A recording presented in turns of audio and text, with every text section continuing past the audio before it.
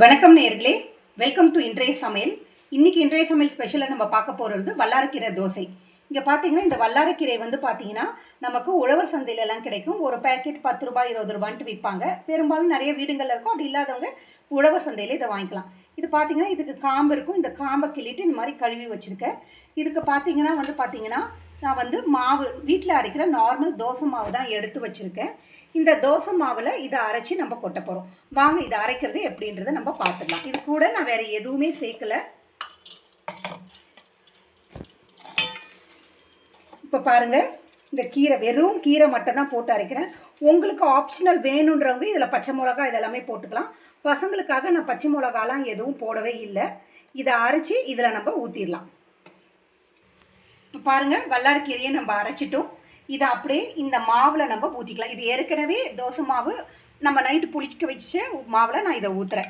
இல்லை உங்களுக்கு வேண்டாம் புளிக்காத மாவு தான் வேணும்னா நீங்கள் ஃப்ரெஷ்ஷாக மாவு அரைச்சி இதை ஃப்ரெஷ்ஷாக கூட இப்படி கலந்துக்கலாம்.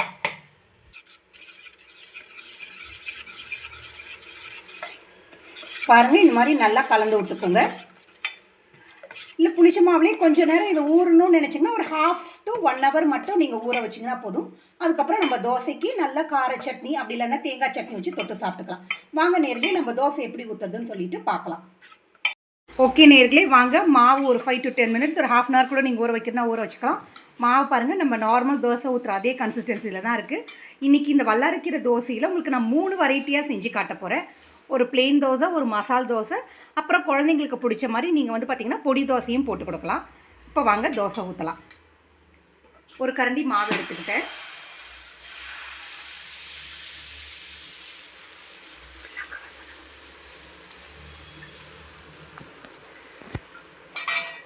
தோசை ஊற்றிட்டோம். நம்ம ஃபஸ்ட்டு நான் வந்து பார்த்திங்கன்னா பிளெயின் தோசை ஊற்றி காட்டிடுறேன். அதுக்கப்புறமா இதில் ஒரு மசால் தோசை வைக்கலாம். அடுத்தது ஒரு பொடி தோசை செஞ்சு காட்டுறேன் உங்களுக்கு. இப்போ பாருங்கள், நமக்கு வெந்துடுச்சு. ஒரு சைடு நல்லா வெந்து வந்துடுது, தெரிஞ்சிடுச்சு.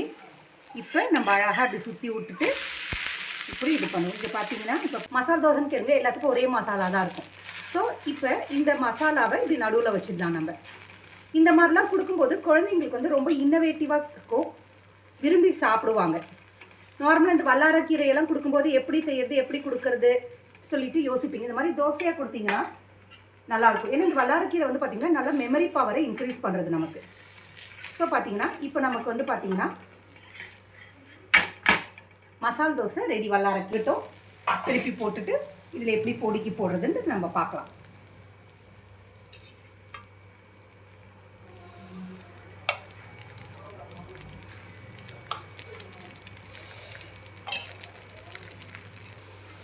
பாருங்க நேர்களே, 2 சைடும் தோசை வெந்துடுச்சு.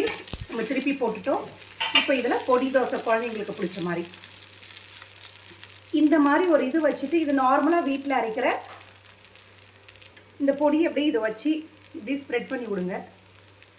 ஸ்ப்ரெட் பண்ணிங்கன்னா அழகாக இந்த மாதிரி நமக்கு ஈவனாக ஸ்ப்ரெட் ஆகும். அதுக்காக தான் இந்த மாதிரி டீ வடிகட்டியை யூஸ் பண்ணிக்கிறது. நம்ம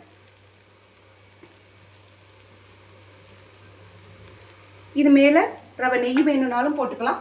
அப்படி இல்லாட்டினா எண்ணெய் வேணும்னாலும் நீங்கள் ஊற்றிக்கலாம் இந்த பொடி மேலே. இப்போ நம்ம கடைக்கெல்லாம் போட்டிங்கன்னா பொடினா சும்மா கொஞ்சோண்டு பொடி வச்சுட்டு நமக்கு பொடி தோசைன்னு சொல்லி கொடுப்பாங்க.